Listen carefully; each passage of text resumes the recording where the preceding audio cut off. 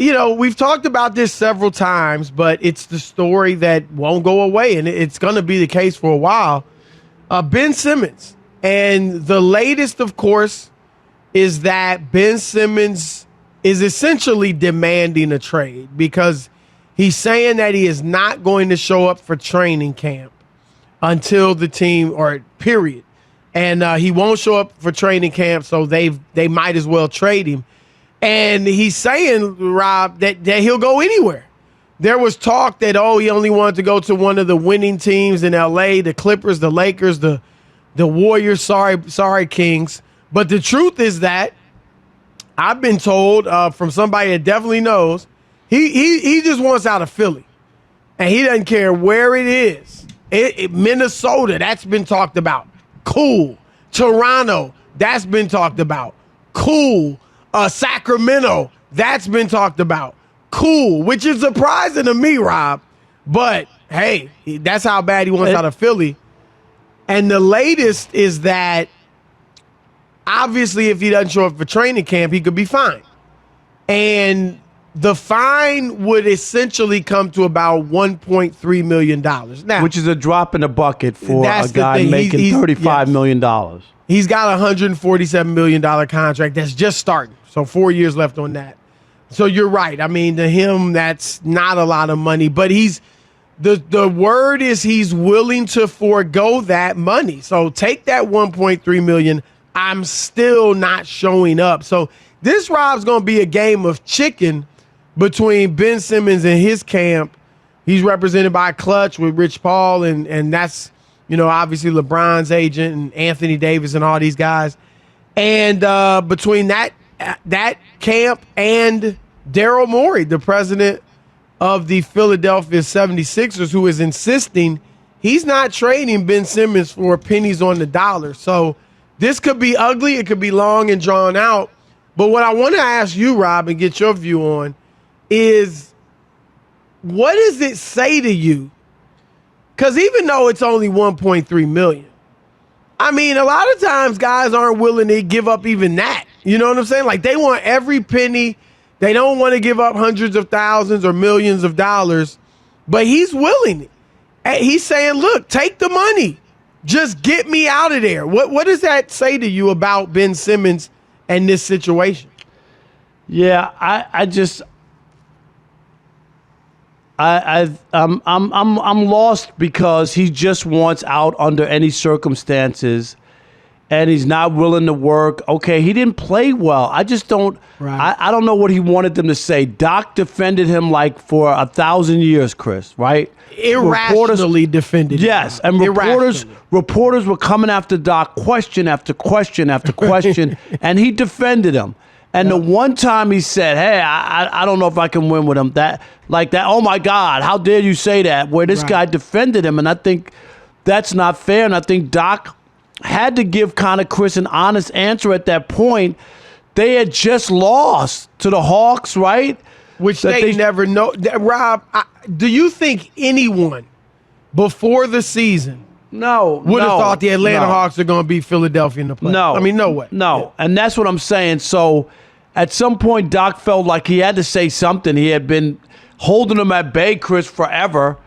And so I get why he would be upset about that. But he didn't play well. What about looking in the mirror and just saying, I got to get better? Like, they're not saying this because they don't like you or just because or they're jealous of you. Dude, you just didn't. You have so much. You're getting paid royally. You were a high draft pick. Everybody has all these big expectations, and you didn't do it. That's what the frustration and the pushback is. Like, to accept it and say, I need to get better. People are counting on me. We got something in Philadelphia, right? Trust the process, and something was supposed to come out of it, Chris. That's what it was supposed, right? But it didn't. So I'm saying, I don't know how much he's into basketball. He's got a 4-year deal that's new. He'll go if you want to banish me to Sacramento, I'll go up there. I'll collect my money, Chris. You know what I mean? And just play, and nobody will bother me. Right? Because And look, Ben has been a very good player. He's been an All-Star, I think, 3 times. He's been All-NBA once. He's been at least once. He's been All-Defense twice, I believe. He's a very good player, and I do think you can build around him in a certain way. And not when he can't be, I don't think he can be the best player on the championship team. So I don't think he can do what Giannis did. But he could be maybe a poor man's Giannis. You put shooters around him. You let him play near the basket. You let him grab the rebound and push it in transition, things like that. So I think he can lead a good team. But Rob, you just mentioned it. Be careful what you hope for. Because right now, I mean, being on Philadelphia with Joel Embiid, being a perennial, conference contender, right? We can say that. A perennial conference contender has given Ben Simmons incredible notoriety. And if he were to go to Sacramento, Rob, in the West, remember. But that's what I said. You would be banished, basically. Be careful what you ask for, because if you go to Sacramento and it's going to be tough to make the playoffs out there in the West, and you're just another guy putting up decent numbers, but you're not making all-star teams out there. Nobody's talking about you anymore. Is that what I don't know that you want. Maybe that's what he wants. Maybe that's what he wants, and that's why he's willing. He just wants to get out of the heat, Chris. He doesn't want to deal with it. Yeah, it just sounds like somebody. Right, because if you do the things did in last year in the playoffs in Sacramento, it's not as big of a deal. First of all, you would have been doing them in the last 8 games, because there was no playoffs. That would have been the last 8 games. And that's scary if that is the situation. But I like what you said, and I agree, and I've been saying it myself. Here's the thing.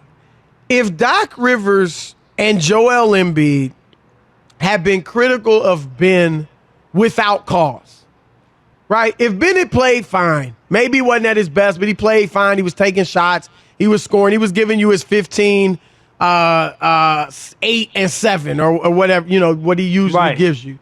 And you just decided to call him out. That's one thing. I would get that Ben being so upset with that he wants out. And I get him being upset right now, but the fact is, Rob, they were right. They were right. They didn't speak out of school. No, Joel Embiid said the game turned when Ben turned down that dunk or layup and passed it to a teammate, and we only hit one free throw. And Doc Rivers, Rob, is there anybody that in the league that's not thinking, I don't know if I can win it with Ben Simmons as my first or second best player? There's nobody thinking that. I don't think Doc was out of line in that situation, Chris, only because of the history and what he had done prior to that. Which he may have thought, Rob. He may have figured, you know what? I've gone to bat for Ben 80. And it hasn't worked. It didn't work. Maybe I could light a fire under him. Right. And that's what scares me a bit. And would scare me a bit if I was another front office trading for him. Like I said, I like him. He can do a lot of things, and I can see potential. But it's like he's running away from this. That's the thing. I want you to face, and I do think being in another franchise, being in another setting will help him. It's toxic there in Philly as far as surrounding him. He needs to get out of there. I get all that. But it also feels like he's running because it feels like he's playing the victim card, like he's blaming the Sixers only. Like they did something to him. Look in the mirror. That's all right. He's got to look in the mirror. Magic looked in the mirror, right? LeBron looked in the mirror. Jordan looked in the mirror. What did Jordan say, Rob, when the Pistons were beating him in the conference finals every year? He said, I'm not strong enough. I got to get in the weight room. It's Michael Jordan. He averaged 37 points a game. Right. He said, I'm not, essentially that's saying I'm not good enough. When Magic had the horrible series in 84 again, or 83, no, 84 against the Celtics. And he had been swept the year before against Philly. He had to look in the mirror when everybody was calling him Tragic John, say, you know what, I didn't get it done. And he came back.